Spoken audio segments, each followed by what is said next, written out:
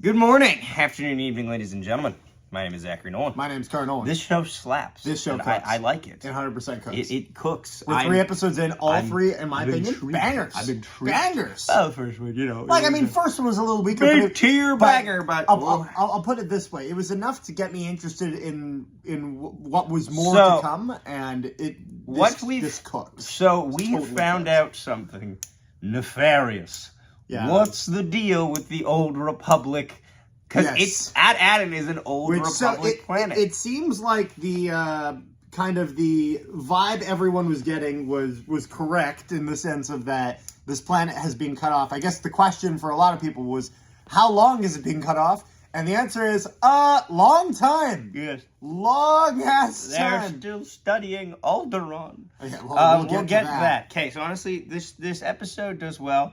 Crimson Jack, Silver, whatever you want to call him. Silver, great character. He has the Force, not a Jedi, absolute scoundrel. You'll love to see it. Hold on a second. He might have the Force. We still don't know technically. Brother, he floated the thing. To be fair, she literally mentioned 10 different ways that could. This is true. Also, he doesn't have a lot of good Jedi powers. Powers. But no, I like him. He's good. Yes. He's good. The kids, they're doing well. The kids are all right. Yeah, and actually, I think they're what's the name of the lead kid again?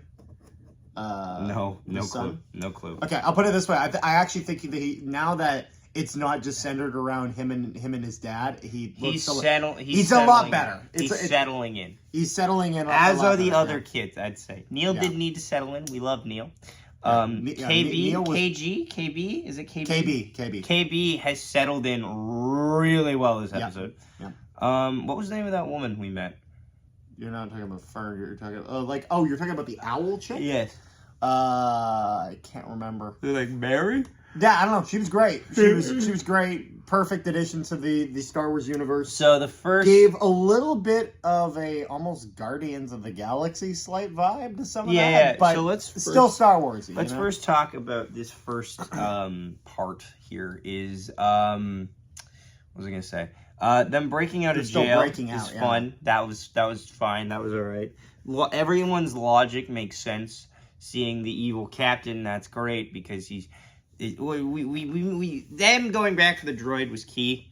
They had to pressure this guy into doing it because of course they did. Which I love how they're just like peer pressuring, and Neil's just standing there like, "Yep, I guess we are peer pressuring him." Like he's just along for the ride, which is just hysterical. Which is why, Zach, Neil Nation has been rising. Neil Nation. I will keep running it while you go. Yeah, so, honestly, the thing that we liked here, like the set pieces are really well done. Really nice. The sets, the parents aren't able to form an inquiry, which is very interesting, as we talked about. But let's first get to our first reaction. A P1 battle droid. Did we win? No!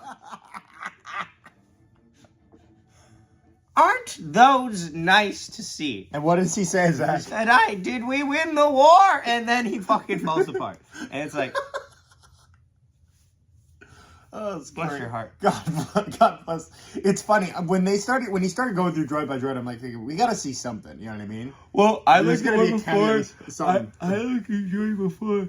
The prince, we have to say the prince. Because it seemed like a little bit of a flashback to the first ever droid that we met is R2-D2 and C-3PO, whose job is to save the princess. Save the princess, yes. So that little droid goes, the prince!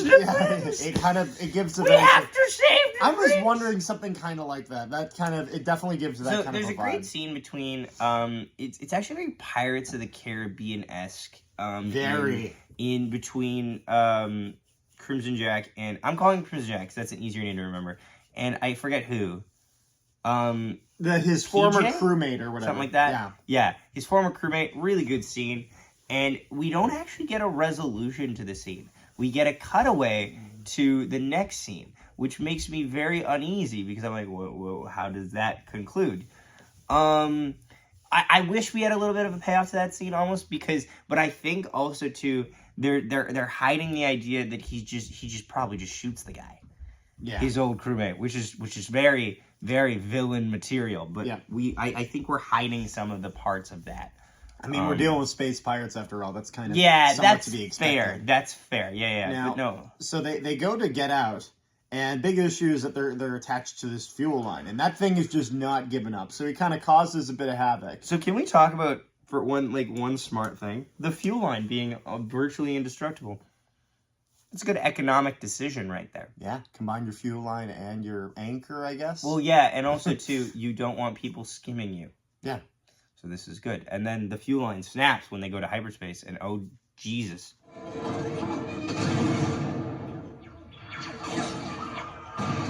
Oh! Oh, Jesus. Oh, that's a cold shot. So everything breaks. That thing whiplashes like crazy. Because it should. Yeah, because it's hyperspace. I'm shocked it didn't kill more people. I was like waiting for it to like snap that whole facility right in half. There's some good scenes on the ship. And that camera shot of the when that happens behind the wolf. It's like a very active camera movement. Actually, you know what it kind of gives me the vibe of? When it's the Siege of Mandalore and Ahsoka goes outside and everything's just blowing up around. Yes. Yeah, it's very similar to that kind of a shot. Yes, the camera shot with him. Oh, very, yes. Very good cinematography. Mm-hmm. No, cinematography's top. The scenes in the ship are good. SM-33 not being a pushover at all and being a tough Torgi pirate. And he ends the conversation on I. Walks away, but he's a pirate, so he has to say the other eye, and then he walks away again, which is just great. I think SM-33 extremely likable character. Yes, very likable character, very readable character. Yeah. There's a lot of good scenes on the ship. We're not gonna really get into them too much, but they're good. They go to this moon. This girl with this moon. Which and then this is when the kids then realize that wait, everyone's calling this guy a different name. Yeah. Like this guy. We were like, because we struggle with names. Like unless your name is Neil, we don't know your name. But or Fern. That's pretty simple. Fern was out to lunch. But like over time, it was one of those things where it was like, oh, okay. That's Silver, weird. Civo, Crimson Jack, like this guy, like, and then he said his name was Job or Sob or whatever. Yeah. And so it's clear that this guy was full of shit, you know? Yeah. So. A couple swears, we'll see if we get monetized. But one thing that I noticed was, like, we get there, the design of the moon is really good.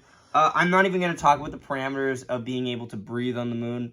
I'm tired with this conversation in Star Wars because conversation in Star Wars always, I never get a good, clear answer. You know what I mean, Carter? You're going to have a non-visible atmosphere. Okay. That, no. That exists. No. I'm sitting on that. That's fine. Think about no. Crimson, like, that's think fine. About Concord Dawn. No. Very similar. No. That's fine. I'm living with that.